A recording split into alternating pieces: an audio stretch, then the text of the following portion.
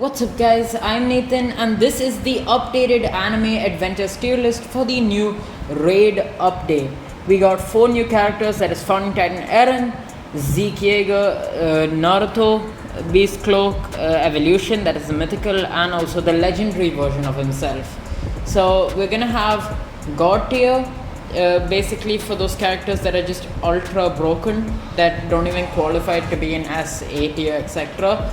Then we have S tier, which is basically the meta units, the best support units, and the extremely good mythicals. But that, I mean, they won't exactly be the best of the best because technically God tier is better, but the God tier units are also extremely difficult to get, and not everyone has it. Meaning there are quite a few people on leaderboard runs that will still be using those mythicals. A tier is going to be the characters that are very good for pros. Keep this in mind. I will not be putting Giorno in A tier even, because I'm making this tier list a bit stricter so that we don't have too many characters in S and A tier.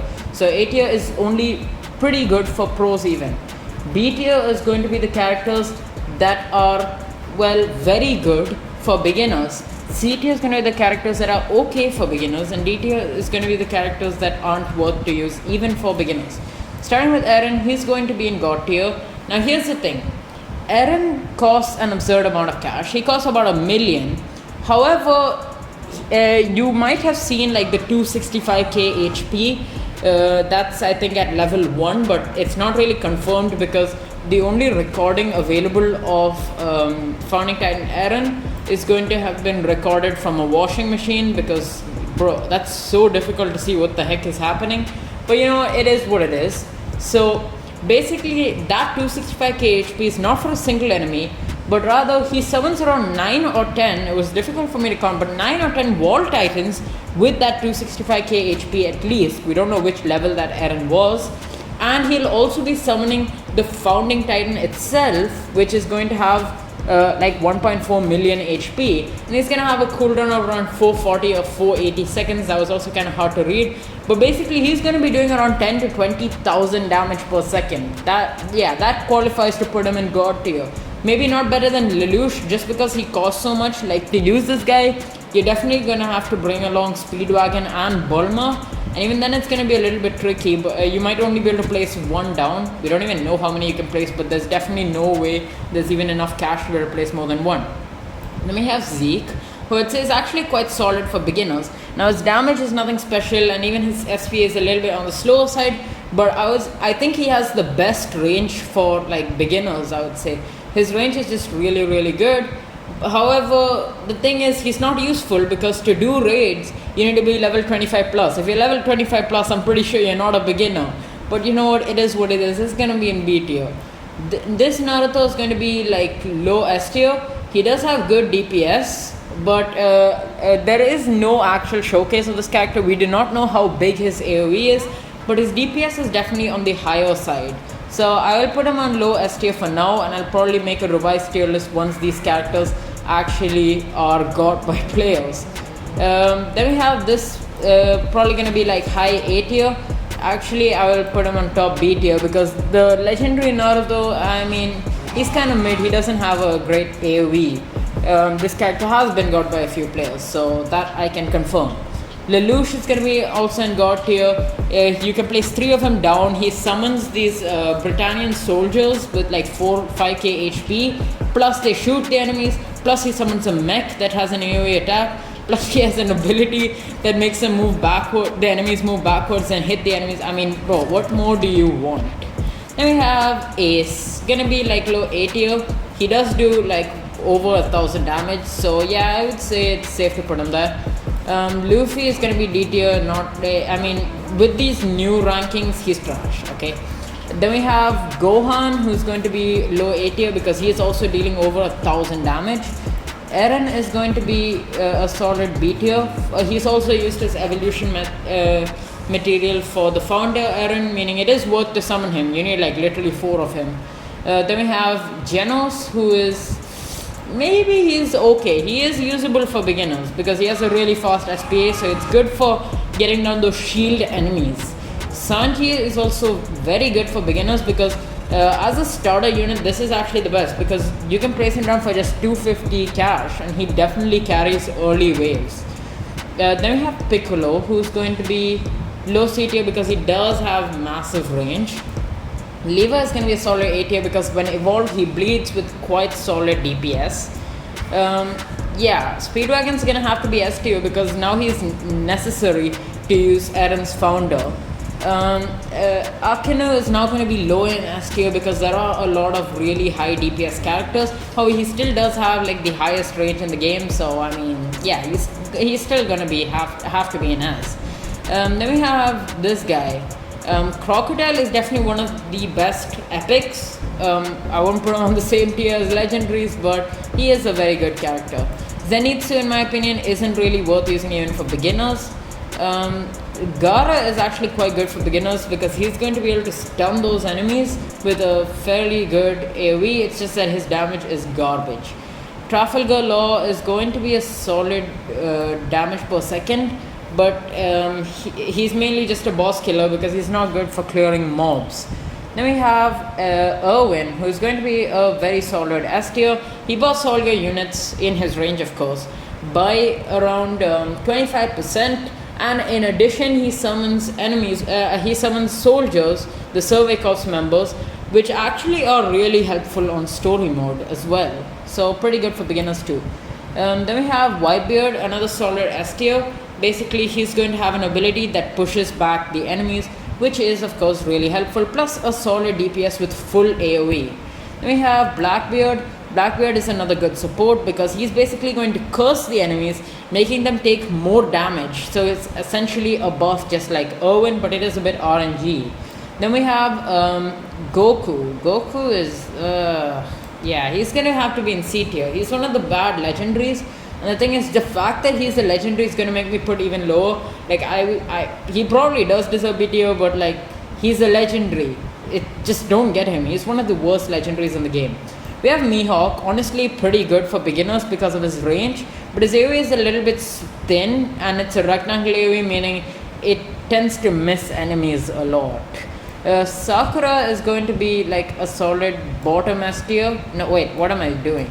Bottom A tier because she buffs your units by 10% and it's actually going to stack with Erwin, meaning that's actually helpful. And she's just a rare, which is really nice. Giorno, don't kill me for this because everyone in the comments is just, I don't know, you guys love Giorno so much. Like, yes, I know he helps on story mode, but like that's about it. He's definitely not going to be helpful for pros, so I've already said this, so hopefully you guys don't have a problem with this. He's top B tier, he is the best character to use for beginners, okay? You guys are going to hate me for putting Giorno below Sakura, oh my god. Anyway, Goku is going to be right there in B tier, also pretty much the best DPS legendary that you can actually get as of now. So really good for beginners on infinite mode. Giorno basically carries the story mode. This character is probably going to be top D tier. Yes, I know he stuns, but that stun is a single target, so oof. All Might's definitely going to be better than Whitebeard, in my opinion. Like, yes, Whitebeard does have a nice full AoE, but All Might is actually passively pushing the enemies back, whereas you need to use an ability for Whitebeard. That's my reasoning. We have Frieza, who actually has a pretty nice AoE and pretty nice range and decent damage, so I would say he's okay to use for a beginner player. Then we have Todoroki, who's going to be an A tier because he also slows enemies down and he's of course a lot cheaper to get than Karakuri, which is why, I mean, it helps, okay? Then we have this guy, Broly, who's going to be a solid S tier because of his full AoE damage, and he does not cost as absurdly as the God tier characters, and he's of course easier to get, as in he's more common, so people do use him. Then we have Killua, who is also not really worth it. Like, I mean, okay, I'll put him in bottom C tier. He's an okay character to use. Madara is going to be in S tier, but definitely low S tier. He also burns just like Akinu, has a pretty solid DPS. But these characters in the God tier do exist. He's just a nice support DPS, which is why he's still in S tier. He is very good for pros. Then we have this guy. Actually a very solid, I mean not solid, like this character is literally meta. That's gonna be Bulma, She gives more money than Speedwagon, but like you literally need both farms, so yeah, whatever. Kakyoin is trash. Shanks is going to be a pretty solid one in S tier. He basically has one of the higher DPS in the game, and he also has the time stop ability, which is nice. Then we have Luffy, who's going to be D tier because he's just single target. We have Overhaul, who's going to be low C tier because he does have a fast SPA, but the moment you try to get his circle AoE, well, you lose that advantage. Kizaru is going to be in low B tier. He's okay, but in my opinion, Zeke is a lot better. Diavolo is going to be top A tier. He's okay, but not OP. Like, he does do a full map time stop, but it has a global cooldown and it lasts for barely any time. So a regular time stop is probably going to be a lot more helpful for you. Then we have Rengoku, solid burner, decent AoE, but definitely not going to be S tier caliber. Then we have our boy Dio, really helpful character. He's going to be solid S tier because he automatically time stops, which, I mean, you already know this, but for a legendary, that's insane. Plus, he's really good for story mode because he's really cheap to get the road roller ability, which has massive AoE. So even for beginners, he's really helpful.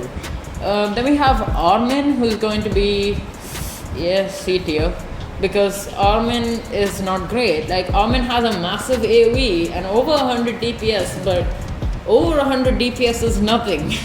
Definitely one of the worst mythics. Not one of the worst, like, he's literally the worst mythic, but yeah, whatever. Kakashi is not worth it. There's nothing good about him, and he's really expensive for what he can do. Karakuri, I really underrated him last time. Apologize for that. But Karakuri is definitely a solid S tier. He slows down the enemies with a pretty good AoE and decent damage, but he is very costly. So you cannot really Irwin buff him. You need to actually spread him out so that you can keep getting the slowness, because reselling it's a bit too pricey. This guy Pain is going to be a solid A tier because for players that cannot afford to get the evolution of All Might, which is a mythical, this character can be got from as a legendary, and it's more common, and he knocks back. So I mean, essentially doing the same thing there. Jotaro is going to be a solid A tier right there because you can manually time stop, which is really helpful. It's just that Shanks is better. However, Shanks is also more expensive, which is why Jotaro does have his advantage. You can manually time stop so that you can actually group the enemies, which is definitely helpful and validates him to be above most of the characters in A tier. Itachi is going to be about here. In B tier, he's okay, but not really broken. Then we finally have Darby, who's not a great legendary, but I'll go ahead and put him in bottom B tier. He burns, but it doesn't do much damage, and he has a really low DPS for a legendary. But that is pretty much it for this tier list. Looking pretty clean. We don't have too much overcrowding, except a little bit in S tier, but you know what, that's fine because I don't feel it's fair to put Akinu and Madara with their kind of DPS down in A tier. But that is pretty much it for this video. So thank you guys for watching. Make sure to like and subscribe if you haven't already. Join my Discord server if you want to, and let me know if there's anything you disagree with, and I'll catch you guys in the next video. See ya.